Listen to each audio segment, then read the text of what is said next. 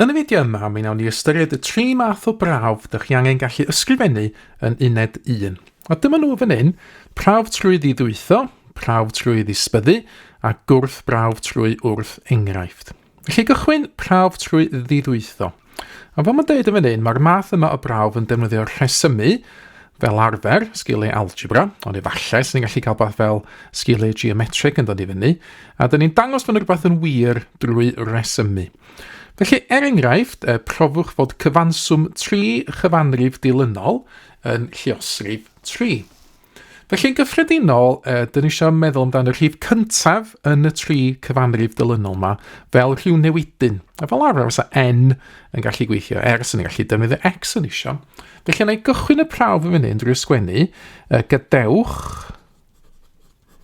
i'r rhif cyfan gyntaf fod yn n. Y rhif nesaf, felly, yw, os ydyn nhw'n dilynol, dwi'n ni'n adio 1 atyn nhw, felly dwi'n cychwyn fo n, y rhif nesaf yw n adio 1, a'r un wedyn fyddai n adio 2. Nawr, dyn ni sôn yn fan hyn am cyfanswm y 3 cyfanrif yma. Felly, cyfanswm y 3 cyfanrif dilynol fyddai, so dwi'n cychwyn efo n, dwi'n adio ymlaen wedyn yr un nesaf, sydd yn n adio 1, a wedyn dwi'n adio'r un wedyn, sydd yn n adio 2. A bach o gasglu terma fan hyn, mae gen i fi 1, 2, 3, n, ac o ran yr rhifau 1, 2, 3. Nawr, dwi eisiau dangos fod hwn yn lluosrif 3. So mae hynna'n golygu bod o'n 3 lluosif o rhywbeth. Ac yn fan hyn, mae yna 3 yn ymddangos dwy waith, felly fyddai ffactorio 3 allan, i adael 3 cromfach n adio 1. So mae hwn rwan yn dangos fod gynnu fi lluosrif 3. Rwy'n ddim os be ydi n wan, dwi'n adio 1 at n, a dwi'n lluosif y 3, dwi wastad yn mynd i gael rhywbeth sydd yn tabl 3. So mae hwn yn lluosrif 3 gan ei fod yn 3 lluosi efo n adio 1, a gan fod ni wedi dangos fod ni hefo lluosrif 3, mae'r gosodiad felly yn wir. So mae hwn yn lluosrif 3 gan ei fod yn 3 lluosi efo n adio 1, felly mae'r gosodiad yn wir. A wedyn, pan ni'n gorffan prawf, byddai wedyn yn licio sgwennu QED ar y diwedd. Lladin ydy hwn. Dwi'n meddwl bod o'n sefyll am quod erat demonstrandum. Ond os mae pobl yn siarad Lladin yma, dwi wedi dweud yn anghywir ymddiheuriadau. Mae jyst yn golygu bod fi wedi dangos beth yd angen cael ei ddangos. Felly dyna ni prawf trwy ddiddwytho. Wedyn yr ail fath o brawf, dyn ni angen gallu wneud yn uned 1, ydy prawf trwy ddisbyddu. So proof through exhaustion yn Saesneg. Mae'r math yma o brawf yn edrych ar bob achos posib yn ei dro ac yn profi pob un. Na, mae hwn yn gweithio dim ond os mae yna nifer fach o achosion i ystyried. Felly os mae yna cannoedd o achosion, mae'n mynd i gymryd gormod o amser mewn arholiad iddo chi. Felly, enghraifft yn fan hyn, profwch, os yw n yn gyfanrif rhwng 1 a 5, bod n disgwario a dy 3n adio 1 o hyd yn y rhif cysefin. Felly, byddai osod tabl allan yn fan hyn i ystyried pob achos yn ei dro. Nawr, dyn ni angen ystyried ar gyfer rhifau cyfan rhwng 1 a 5. Felly, mae n yn gallu bod yn 1, 2, 3, 4, 5 yn fan hyn.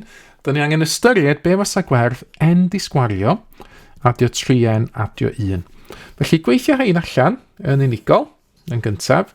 So mae gen i fi 1 disgwario a 2 gwaith 1 adio 1, 2 disgwario a 2 gwaith 2 adio 1, ac yn y blaen. So neu just ddangos y gweithio allan yn gyntaf, cyn mynd ati a gweithio hein allan.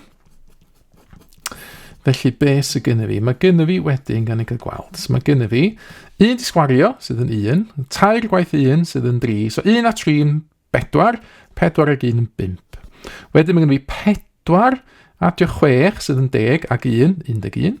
Mae gen i fi 9 arall, 18 ag 1 yn 19. Mae gen i fi 16 ac 12 sydd yn 28 ac 1 yn 29. Wedyn gynnu fi 25 ac 15 sydd yn 40 ac 1 sydd yn 41. So mae gennym fi 5 rhif yn hyn. Nawr, ydy hein i gyd yn rhifau cysefin? Wel, os ydym ni'n gallu ystyried wan, beth fysa ffactorau n disgwario adio 3n adio 1, bob tro, a wedyn ydym ni'n cael rhif cysefin, neu beidio. Na cyfer rhif cysefin, 2 ffactor yn unig. Yr unig beth sy'n mynd fewn i 5 ydy 1 y 5, felly mae hwnna yn rhif cysefin. Yr unig beth sy'n mynd fewn i 11 ydy 1 efo'i hun. Yr un fath ar gyfer 19, sy'n byd arall yn ffitio fan 19, na chwaith i 29, a na chwaith i 41. Felly mae hynna i gyd yn rhifau cysefin. Felly y casgliad ydy hyn, os yw n yn gyfanrif rhwng 1 a 5, yna mae n disgwario adio 3n adio 1 o hyd yn rhif cysefin. A dyn y rheswm ydy gan fod y rhifau yma 5, 11, 19, 29 a 41 i gyd yn rhifau cysefin. So felly, mae'r gosodiad yn wir, a wedi reid yr QED ar y diwedd efo yna. Trydydd math o brawf, mae gennym ni gwrthbrawf trwy gwrthenghraifft. Mae'r math yma o brawf yn profi fod rhywbeth ddim yn wir trwy rhoi enghraifft lle dydy o ddim yn wir. Felly mae'r enghraifft 3 mae'n dilyn ymlaen o enghraifft 2 dydy gwir. Gadewch i'r newidyn n gynrychioli cyfanrif.